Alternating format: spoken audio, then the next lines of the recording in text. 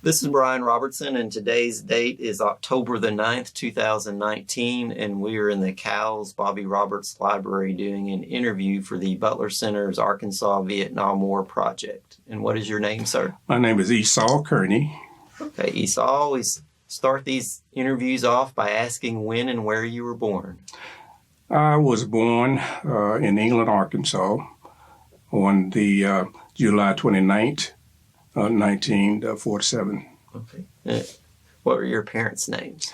My father is Reverend Esau Kearney Sr., and my mother, Marietta Sharp Kearney. Okay. Now, did you grow up in England? Yes, I did. What was that like? It was wonderful. I had a wonderful childhood.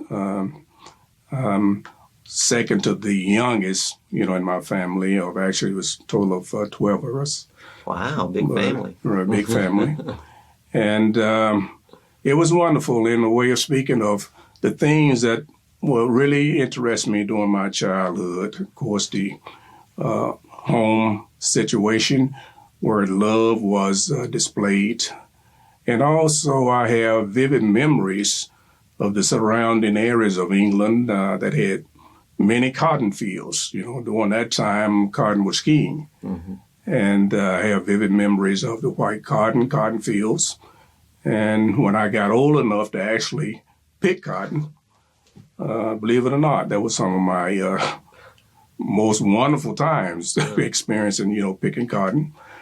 And during that time, you did not have McDonald's, the Kentucky chicken places, things of that sort, where kids could go and work and earn money.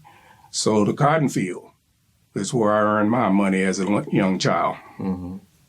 Now, did your siblings also do that? Yes, of course, they were much older than me in some cases. And, of course, they assist the family in providing money, for food, utilities, and things of that sort. Mm-hmm. Now, your father was a pastor? Yeah, he was a pastor. Was it there in England? Yes, he was associate minister at First Baptist Missionary Church in England, Arkansas. Okay. Right. How long was he there? Do you know? Well, my parents actually, they was a member of First Baptist about approximately 50 years, actually. Okay. That was one of the experiences to, the church wasn't very far from my house, actually across the school ground campus. So it was a wonderful experience, to be involved in church services. Right. My parents, devoted Christians, and they made sure that their children attended church, gotten a good education, and that was wonderful. Now, did you go to school at England? Yes, I did. I attended Gartrell Memorial High School in England, Arkansas. Okay. When did you graduate? I graduated in May of 1965. 65, okay. Mm-hmm. So did you have any plans at that point? My plans were to go to Arkansas, where they actually was aiming in college in Pine Bluff. And I did attend there in the spring semester of 1966. Okay. That was just prior to me eventually going into the military service. Mm-hmm. So at that point, had you been following at all what was going on in Vietnam? Yes, I did. I saw what was going on. And during that time, of course, I was in college for the spring semester, and there was so much going on involving the war. And I had a number of my friends who were actually drafted during that time out of college. They was pulled and they received their notices to go into service. I did not want to be drafted to go in, so I volunteered my services by, enlisting. Mm-hmm. And that was in 1966. Okay. Were there any feelings on the campus about the war at all? Yes, of course, it was not a good and easy time, for America during that time, and there was a lot of confusion about whether we should even be involved in the Vietnam War. Personally, I felt the need and a call to go and support American interests in trying to alleviate people coming under subjections to dictatorship, things of that nature. And that's what really prompted me to get involved and to go ahead and volunteer my service. Yeah. So where were you inducted? I was inducted actually in Little Rock at the induction center. At the time, they had Marion Hotel, which is now gone from a number of years, but it was a recruiting agency down there in an induction center. Okay. So that's where I was inducted. Okay. Now, where did you do basic training? At Fort Polk, Louisiana. What was that like? Very chaotic. But, for me, it wasn't as stressful as for some other of my comrades, so to speak, because being from Arkansas, being involved in hunting, outdoormanship, it was not as hard on me as far as the training for combat infantry. Well, I wasn't in infantry signal corps, but the training for me was not as stressful for some of the guys that was from the northern part of the country. They wouldn't experience a lot of outdoor activity. So that was a wonderful experience for me, and I actually was a part of a unique club. They call it 225 Club. And that is a club where you achieve excellence above what is called for your training and things of that nature. So I was exclusively one of the top recruits for that. Wow. And that made me feel good about that situation. Sure. So where did you go after basic training? I went to Fort Gordon, Georgia, and that's where I got my training for communication specialist, communication in switchboard operation, comm center, supervision, experiences, things of that nature. Yeah. How long did that last? Do you remember? I believe that course lasts maybe a month and a half, roughly. I believe around a month and a half at the training center. Did you have any idea at that point that you might be going to Vietnam? I did feel like I would eventually go to Vietnam. But fortunately, I was initially sent to Korea. Oh, okay. And I spent 2 years, well, actually 13 months at that time, the tour in Korea. And afterwards, I was transferred back to the States. And I got another assignment to go to Germany, Heilbronn, Germany. And after the end of the session there in Germany, I decided I really wanted to go to Vietnam. Excuse me. I wanted to go to Vietnam. So I volunteered my service, re-enlisted, and that's where I went. I re-enlisted for 4 more years of military service. When was that you re-enlisted? Do you remember? It was in 1968. Okay. I don't know the exact time. It's been quite a while. Sure. But I did volunteer in 1968 after re-enlisting to go to Vietnam. And I was actually sent to Vietnam in June of 1969. Okay. And there I spent 1 year. Now, how did you get to Vietnam? I was transported by way of, a civilian commercial airlines who was contracted with the military, TWA. And we flew from I believe it was at that time Washington, D.C. It was in Washington, not D.C., but Washington State. And we flew from there into, we went to Japan. We spent a few days there before being transferred from there into Vietnam. Mm-hmm. Now, once you're going from Japan to Vietnam, and do you remember much of what the mood was like on the plane? Yes, I do. It was very subdued. You could feel from just being in the group there that this might not be a good situation. And it wasn't so much of my surprise, but after we got into the airfield of Vietnam, we could tell that there was a different situation going on the ground. We had to do some particular maneuvers in order to land at Cam Ranh Bay. The aircraft, you had to do some evasive actions after we actually got into the airspace of the war. And we eventually landed in Cam Ranh Bay, Vietnam.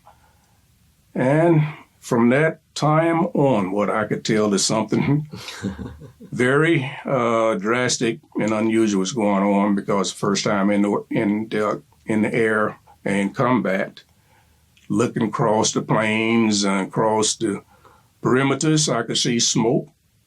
I could actually hear bombardments, mortar, bombs, what have you.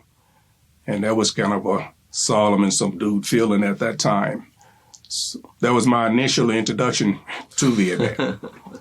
But there were also some better experiences that I had in Vietnam. And that would involve the children of Long Xuyen. Mm-hmm. Before we get to them, tell me, so once you got there, did you get an assignment at that point? Yes, I did. I was assigned to the Company C of the 52nd Signal Battalion in Long Xuyen, Vietnam. Okay. And being in that unit, of course, you're not always doing what you was trained to do. And I was utilized to do various missions that in support of our efforts there in Vietnam. And I did go on several missions to operate switchboard and also to communicate with the high echelon out in the field operations. So there was some chaotic experiences with that.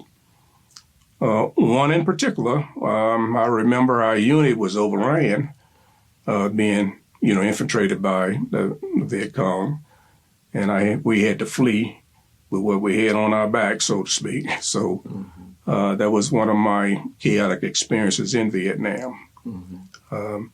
Other experiences in Vietnam was also seeing from the dark side several of the decapitated people who lived in the village, who was helping the efforts of the American GIs, American soldiers, and they was actually murdered. They displayed their decapitated skulls actually on posts, and this was one of the worst experiences I had, in Vietnam, to see that how the Viet Cong did not want the villagers to support our efforts, and this was, to make sure that they remember what's going to happen if they actually help our efforts. Yeah, you had mentioned a minute ago about some of these missions. So, did that mean you left your post and went somewhere else? Exactly. Okay. I was assigned on several missions. We went to set up signal information, signal equipment for field operations, and I actually, worked switchboard to communicate, with the field operations. And that was done several times during my tour of duty in Vietnam. We set up missions in Canton, and from there to other villages, in that particular area. I was mainly in the Mekong Delta, region of Vietnam, right across from the Mekong River. That's where my base was, and that's where my operation was actually in that particular area. Mm-hmm. If there was such a thing as a typical day for you, what was a typical day? Well, let's begin with my time on base. Although I experienced a lot of hideous and experienced a lot of trauma there, but my most enjoyable experiences was there when I was returned from my missions to be engaged with the children of Long Swin. And that was a wonderful time and experience for me. The children loved me, and I gave them, gifts, candy, things of that sort. And I was kind of like a Pied Piper in a way of speaking for the good cause. The village children always greeted me when I came back from my missions, and they looked forward to seeing me, and I looked forward to seeing them. They were my, I guess, guardian angels, and my way of really getting through the war in the most peaceful and calm situations. Yeah. Do you remember any of their names? That's one thing that I guess I have a problem with. I'm very short in remembering. I'm bad with names too. And that's one thing I regret to the day. I was not able to remember their names. Mm-hmm. But they were my guardian angels, and they are the ones who helped bring me through my Vietnam situation as whole as as possible. Right. But they are my lifesavers. Yeah. They greeted me when I came back from my various missions. We shared times in the local park, and that was my better experiences of the Vietnam situation. Yeah.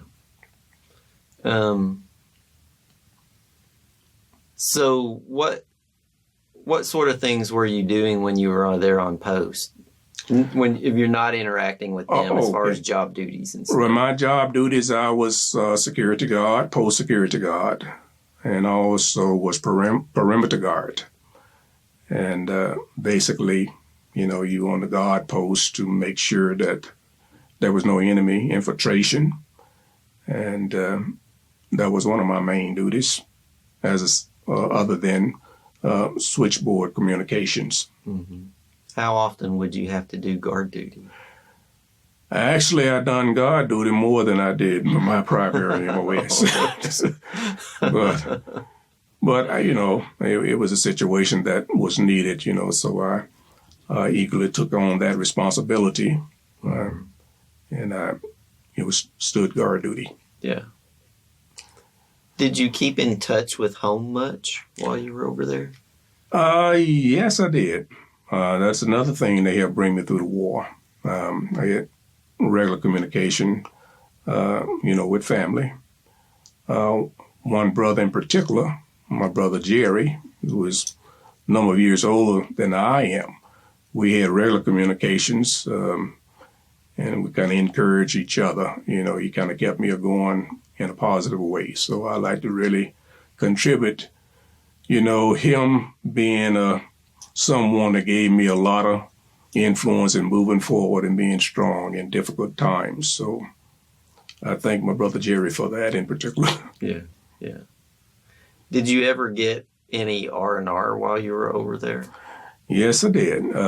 Fortunately, when you were getting close to your end of service in Vietnam, you had an option of going to several places out of theater for R&R. I chose Australia. for a number of reasons. I wanted to get as far as I could from the war zone. So that was one place I did select and wanted to see Australia. What was that like? It was a wonderful experience. I can vividly remember flying over the coral reefs, looking down at the crystal blue water, and eventually flying into Sydney and looking at the Opera House. It's been there, I guess, prior to me going for many years, but the well-known, renowned Opera House. I saw it from the air, and it was a wonderful experience. Yeah. What sort of things did you do while you were on R&R? Well, I mainly relaxed. Went to the local clubs, went to downtown Sydney, Australia, and took on some of their cuisine, the foods, and enjoyed the plentiful lobsters that they had there. So, so I had a wonderful time there. Yeah. Back when you were in country, did you ever have any problems or witness any kind of racial issues amongst the troops? Yes, I did. Once I left Vietnam, returned to the States, several of my buddies from the units and other units, we, went into the latrine, the bathrooms, and I saw them stripping off their uniforms and putting on their civilian clothes. They did not want to be associated, with the military at that time because of the chaos that was going on throughout the nation. I saw them actually pull the uniforms off, stuffing them in the trash bins and putting on their civilian clothes. But I did not want to go that route. That was not very dignified to me.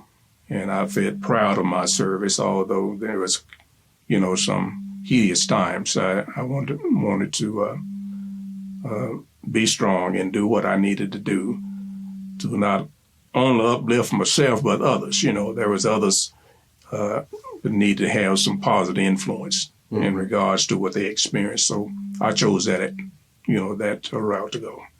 Yeah.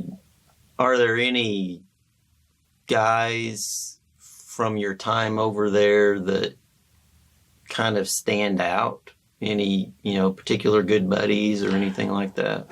Yes, there were one in particular named James. He was one that went on several missions along with me, and also separate missions that we performed in Vietnam. Unfortunately, one mission he went out on, he did not return. And that was a chaotic experience, for me to lose him. He was my closest buddy over there. Yeah. But that's one of the bad things I do remember about the war. Yeah. Do you remember any funny experiences?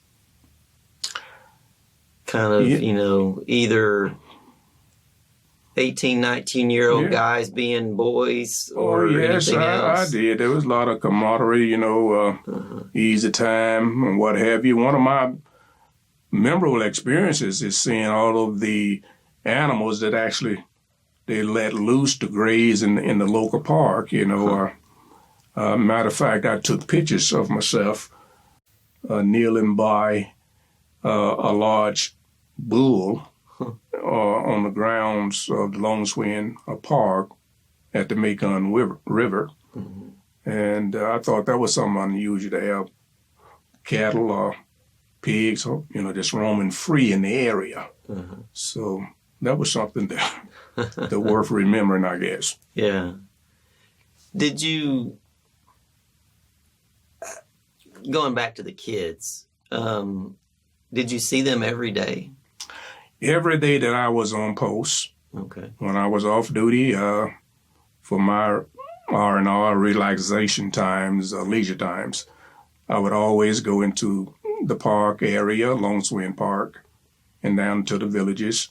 But they were always there looking out for me. And the moment I stepped off post, one would tell the other, Kearney is coming, Kearney is coming. That's what they couldn't say Kearney. So they just called me Mr. Kearney. Mm-hmm. So they all gathered and we went into the village, bought snacks, went into the park area, and that was my leisure and fun time.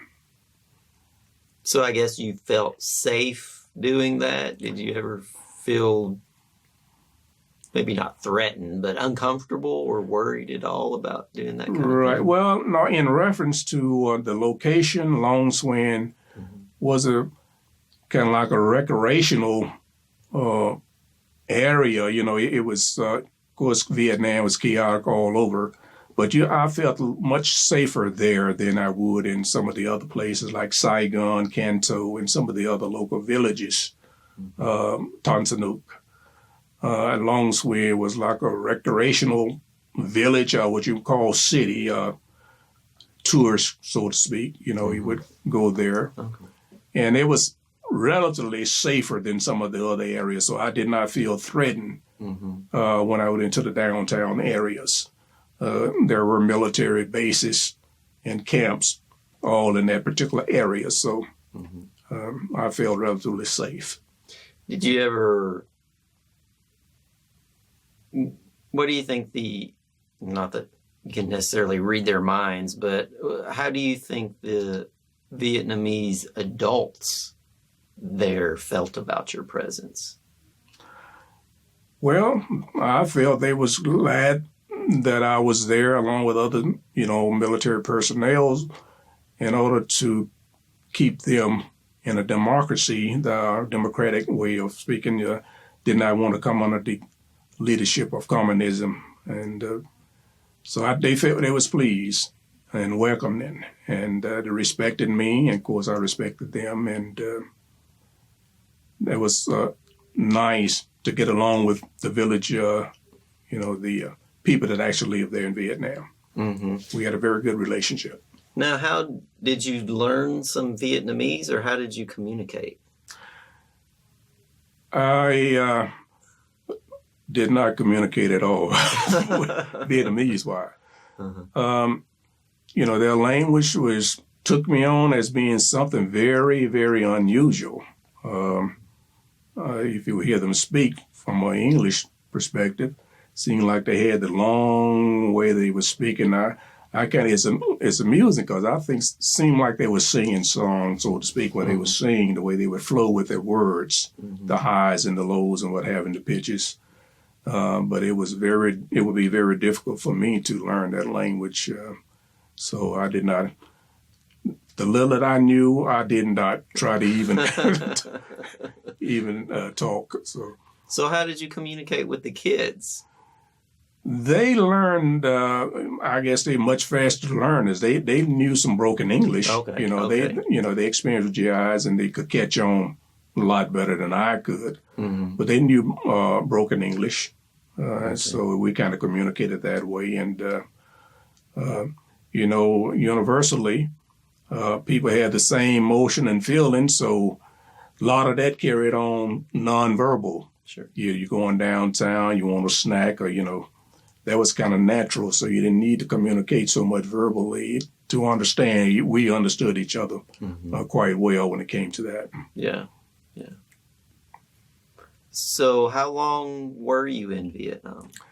I was there for 1 year tour, 12 months. June 14th of 69 through June 13th of 1970.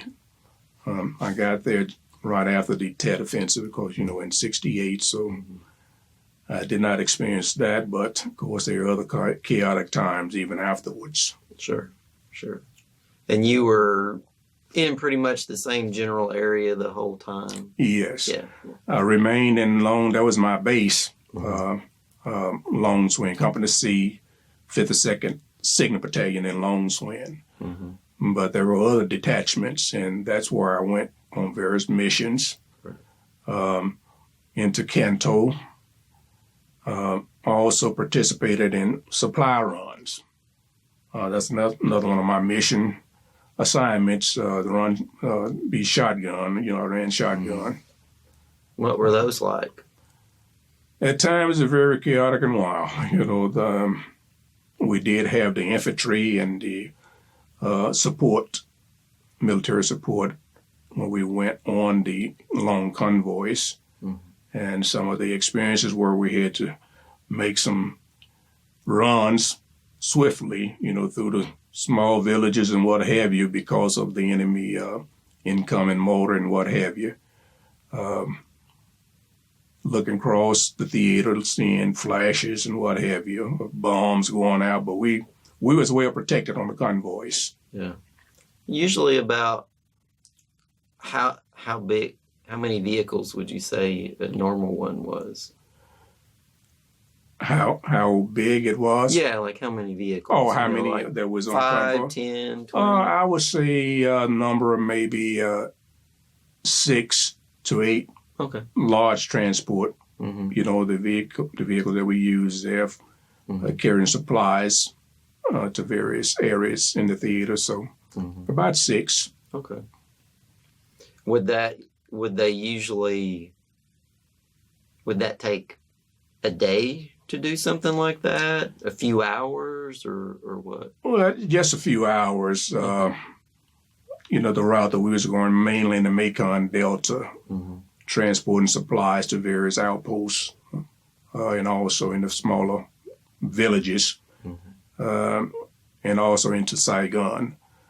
So I would say the runs might have took 2 to 3 hours at the longest distance. Okay. Did you keep track of your time while you were over there, as far as counting down the days? Well, that was quite natural, I guess, with all the veterans. We look forward to going back, we call it to going back home, or going back to the world. It was good to count those days off, and we all look forward to that. So that was one of my better experiences, count the days off to get back home. Yeah. So, did you have a calendar or anything like that where you counted the days? Well, I did not count it so much on calendar-wise. Okay. I knew, my tour would end at a certain point.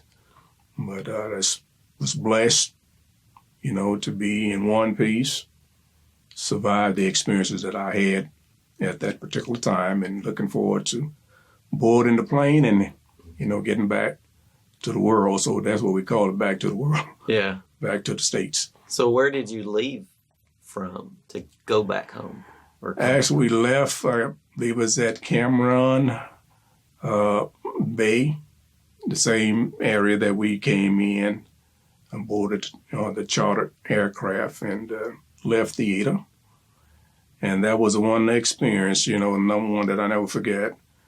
It was a little different than coming in. I was just about to ask that. You could hear the jubilation. Of course, again, we had to do the particular maneuvers in the large transport plane.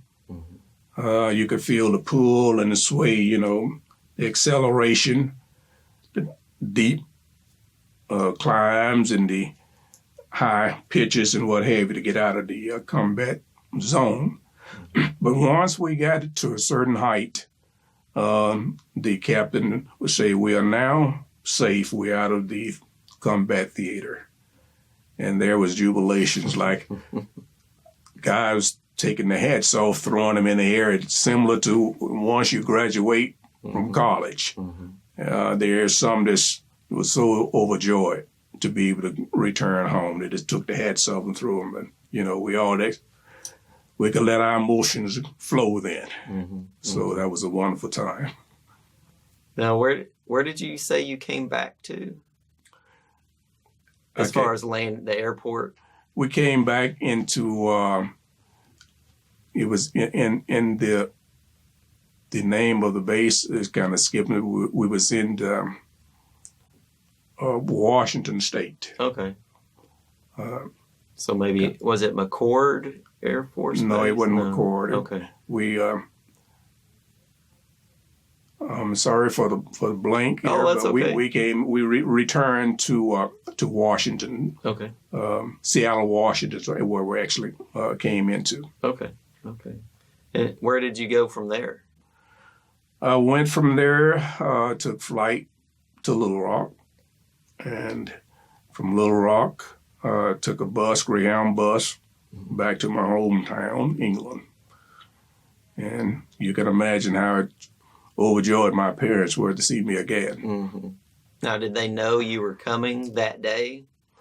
They knew I was en route to return, but they did not know the exact day and so forth. Okay.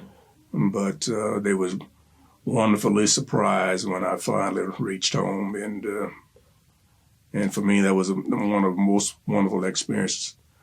Yeah. I knew my parents put in a lot of prayers for me. I could feel those prayers, and I told my mother and father, I could feel your prayers over there. And so That's good. they helped bring me through the situation.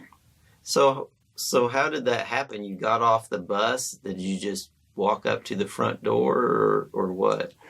Actually, England was not it still isn't a very large city. So I actually walked from the departure place downtown home. Okay. So it was, in comparison to being in the military and going on bivouac or walking the long distances, that wasn't very far. I had my duffel bag. I always carried me a small briefcase with my paperwork in it. At that time, soldiers actually carried their records. You didn't have the technology like they have nowadays. So your military records you carried along with you. You had to make sure that you safeguarded it. But I actually walked from downtown to home. Mm-hmm. Were you in uniform at that point, or yes, I was. Okay. Yeah, I was a proud soldier. I did not discard my uniform, and of course, I had both positive and negative experiences from Vietnam. But I always want to be uplifting. Make the best of any kind of situation. And that's what I strive to do. And I kept my uniform on, proud to serve. So I did not, shun the military uniforms and things of that sort. Yeah. All these years later, do you have any thoughts about the war as far as, I guess, whether we should have been there or not, if it was the right thing to do, or anything like that? I believe that our intentions were good.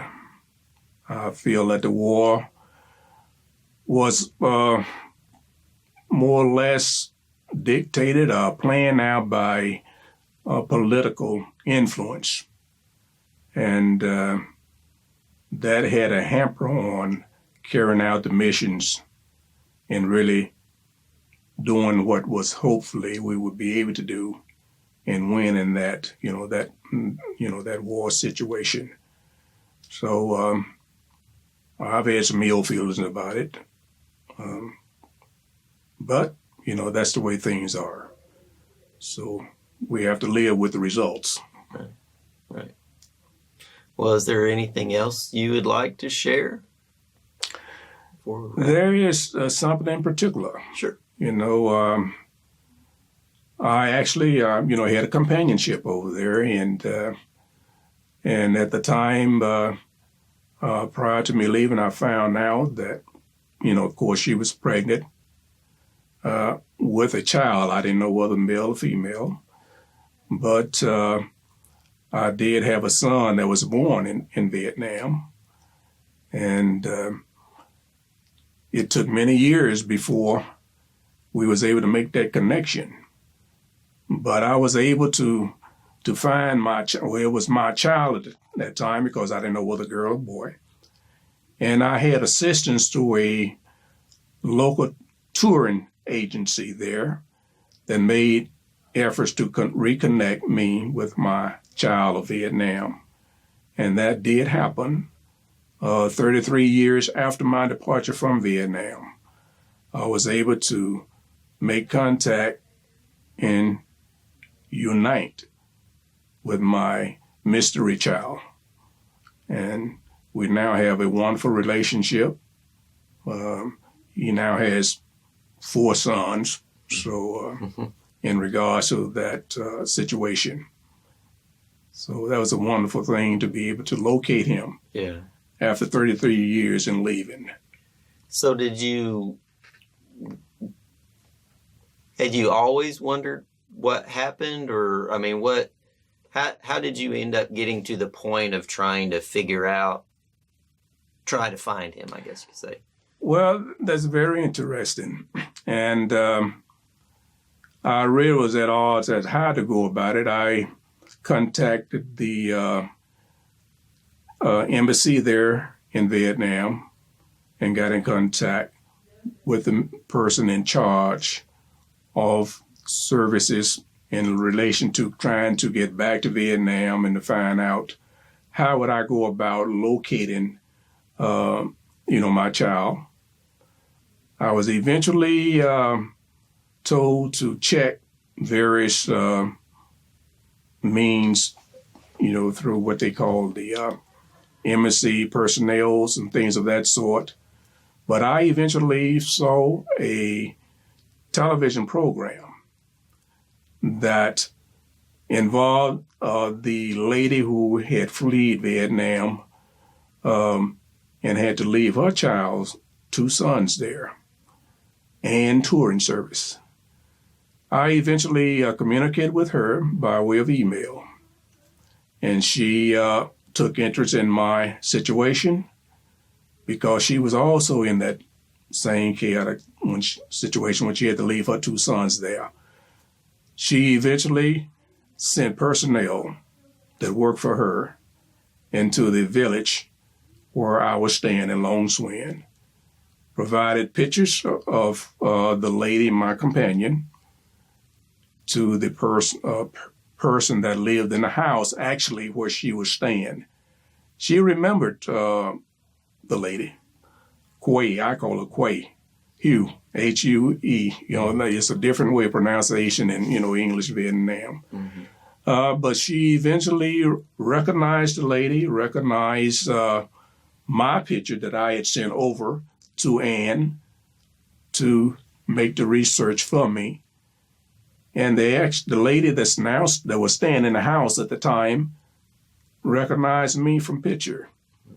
She said, yes, I remember him. He was a very nice soldier. He gave the children of the village gifts, candy and what have you. So she very well remembered me. And from that, the personnel that was doing the research for me was able to locate Quay's daughter, who was yet in Vietnam. And we made the connection in trying to find out if it was a good time for me to make contact with her mother and also my son, who did not know that I was actually his father at the time. But as things worked out, thank God, I was able to make contact with him in 2003. He was kind of unsure if whether I was really his father or whether some other person that also was companion to his mother had 2 other children. And he was thinking that the same person was his father. But as things turned out, Quay, his mother, explained to him the details of the situations. And he was a little, unsure whether or not he needed to go forward with meeting me. He wanted to make sure that we had DNA testing, and I also wanted the same. So we did have that done, and it turned out 99.98% of me being the father. So he was overjoyed, and in 2003, we made contact for the first time in California, where he now resides with his family. So at the end of my Vietnam story, I guess, so to speak, that was a most wonderful thing to take place. And now we have a wonderful relationship along with my grandchildren out there in California. Well, that's great. That's great. So, as far as his mother, have you kept in touch at all with her? Is she still around? Well, she's now deceased. Okay. Matter of fact, she passed just within a year. Okay. But as far as keeping contact with me during those years, no, because she didn't want to expose the fact of the situation that I was not his father. And they kept that secret, all the years and up until 2003 when I made efforts to locate him. How did he end up in California? Well, he was among the individuals that was eventually had to flee Vietnam. Okay. His mother, along with the other children, was part of the relief efforts to get those out of Vietnam that did not want to come under the regime of communism, what have you. So they, was able to escape Vietnam by way of, transship,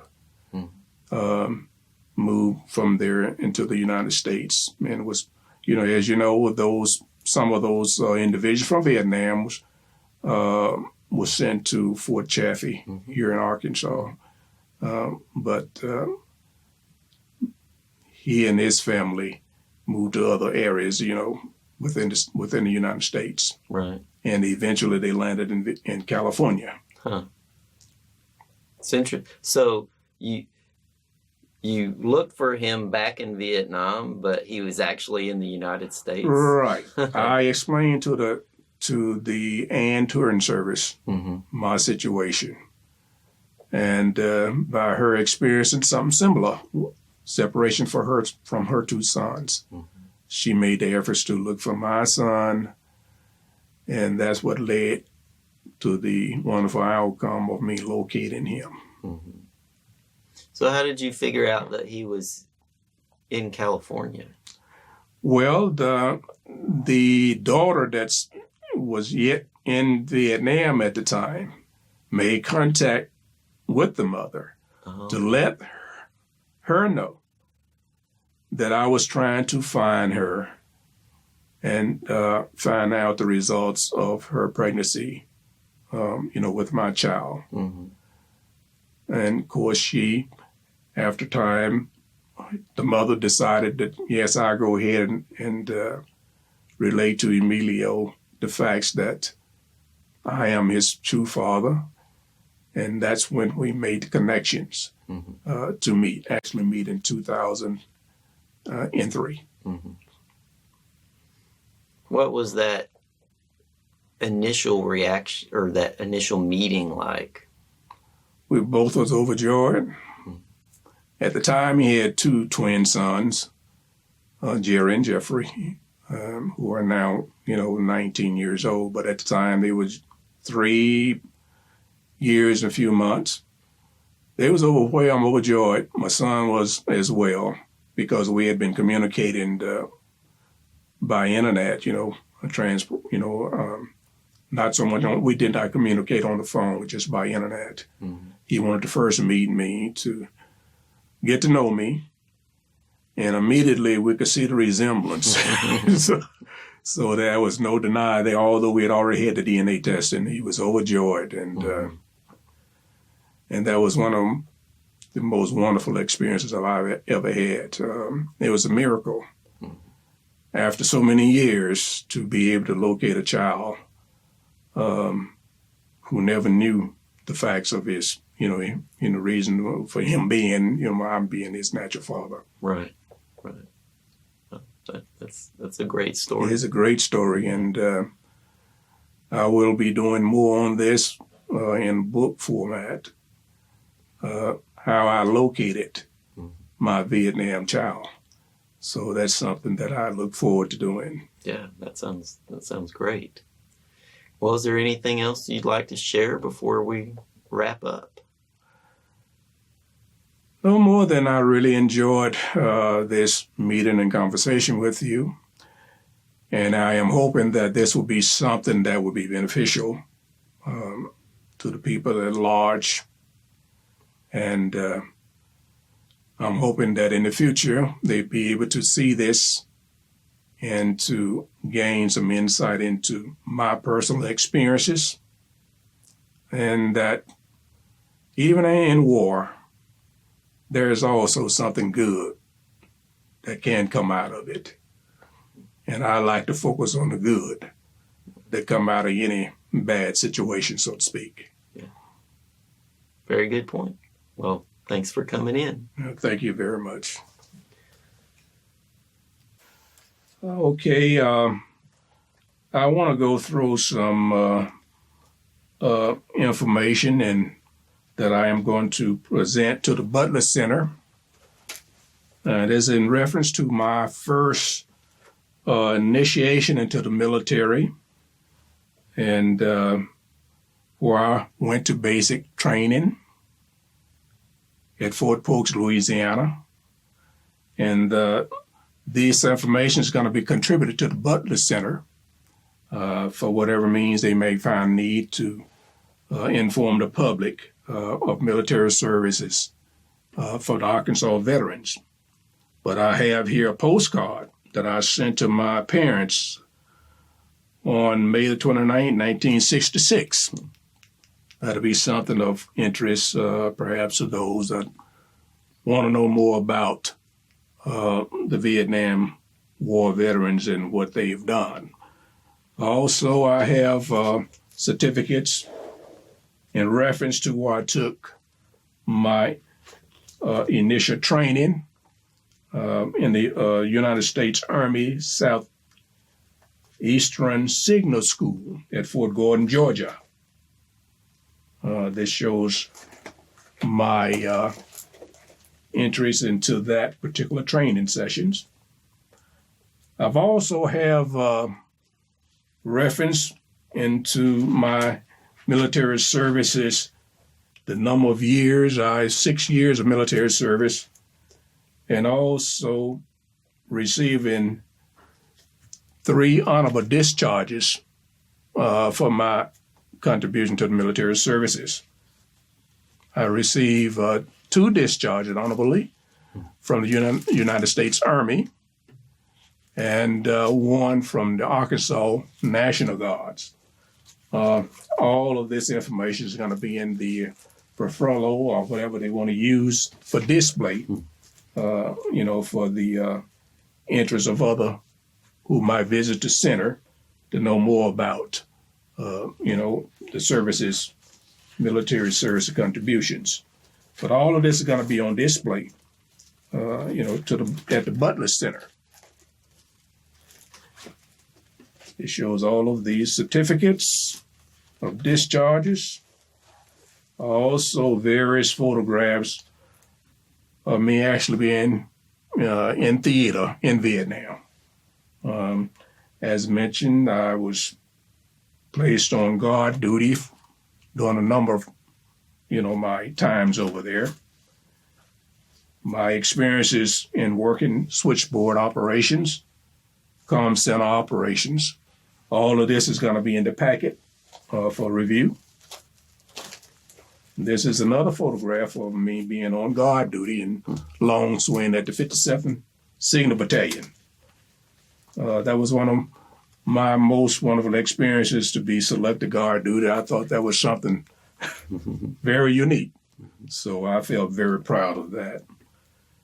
This is actually one of the bunkers or shelters that we had available on post.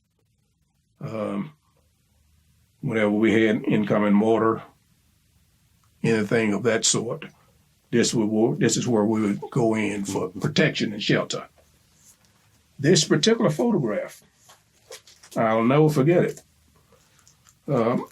Our unit was being overrun, and we had to flee with what we had on our backs.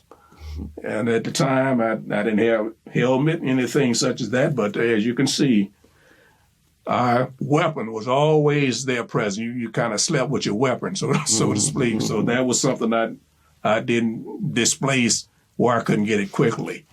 But I had to run and flee there along with other fellows or other GIs with only our boots on. Mine wasn't even laced, but I didn't worry about that at the time. I just wanted to get out of that situation. So our commander told us we need to flee immediately. So that's what I did in order to get into a better situation. This is another photograph of me being on guard duty, on post, on my unit in the 52nd Signal Battalion, Company C. I'll remember this very vividly. And I could see in the background, a lot of the chaos that was going on in the distance. Mm-hmm. And I didn't know whether we was going to be overrun at the time or not, but that's a memory that I'll never forget. Mm-hmm. Anyway, this is another one of my photographs showing the bunker where we had available to take shelter. And actually, you see bullet holes here. Fortunately, that happened prior to me arriving there. But as you can see, there was not really a safe place over there during the war. Mm-hmm. You were in a combat zone, and anything can happen at any time. So Anyway, that was one of the shelters that we would go into.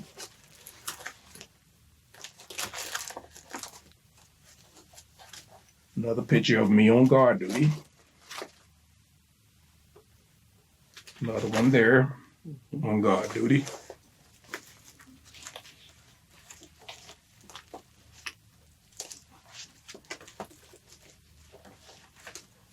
This is a wonderful picture I took while there. And you can see how calm and relaxed I am. You do look that calm. And believe it or not, the reason for me being so calm and relaxed is as I contribute this to the children of Long Swin. Mm-hmm. They kept me in the best way over there, their friendship and dedication to make sure that everything was going well with me.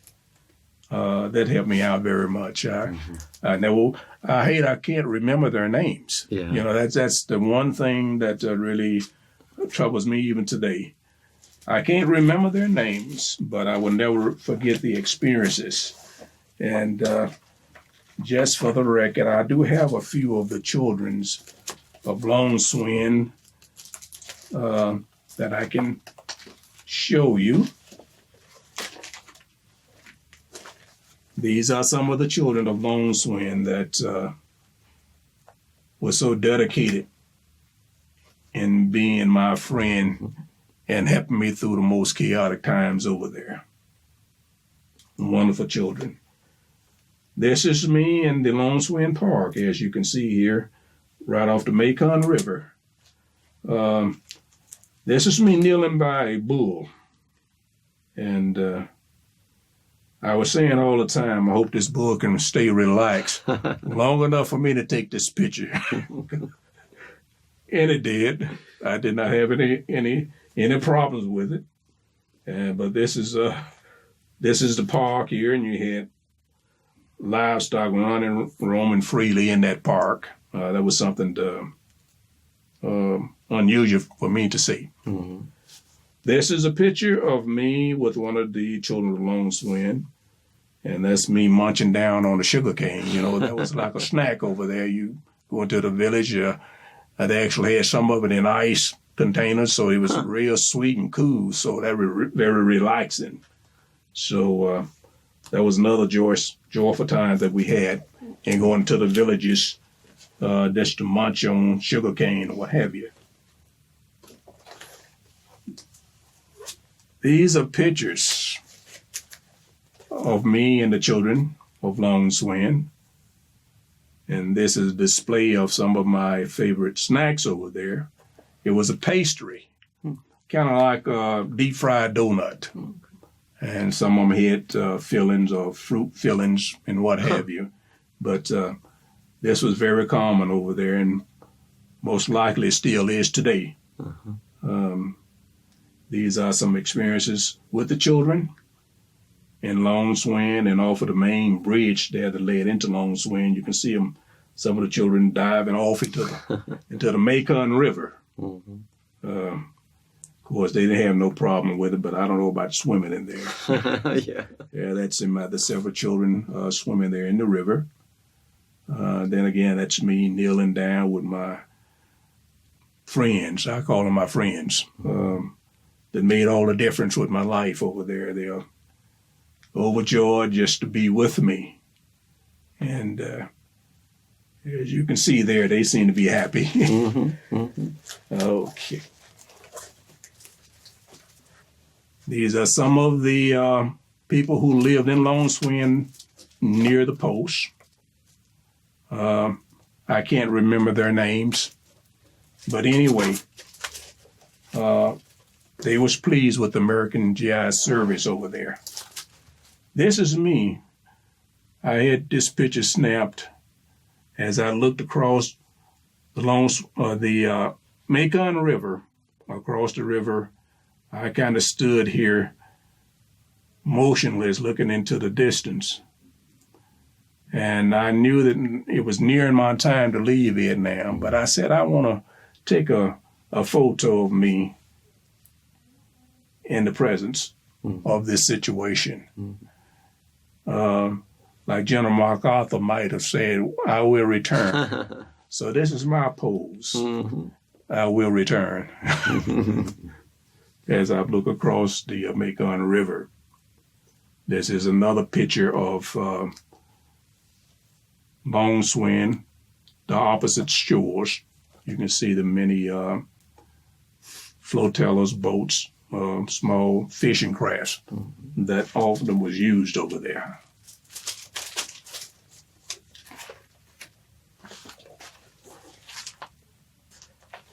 And I believe that would summarize some of the main things that experiences and the camaraderie with the children over there. Something of precious memory I should never forget. Maybe someday, as Lord willing, I'll be able to contact those children of Long Swing and kind of reminisce with them. Mm-hmm. They are now in their 50s and probably mid-60s. Mm-hmm. Actually, we weren't that far apart in age when I was over there, but they are now probably grandparents. Yeah. But perhaps if they might see this and recognize themselves, yeah, that would be great. Come forth. I would love to share with them my experiences with them while I was in theater in Vietnam. And I'm hoping that this would be something beneficial to the general public at large. And for me, it was a wonderful experience to summarize. Me finding my child of Long Swing, Vietnam, which is a miracle in itself. And I do want to make a reference to that. And if there is any other GIs that might have experiences like I've had over there in Vietnam, perhaps a child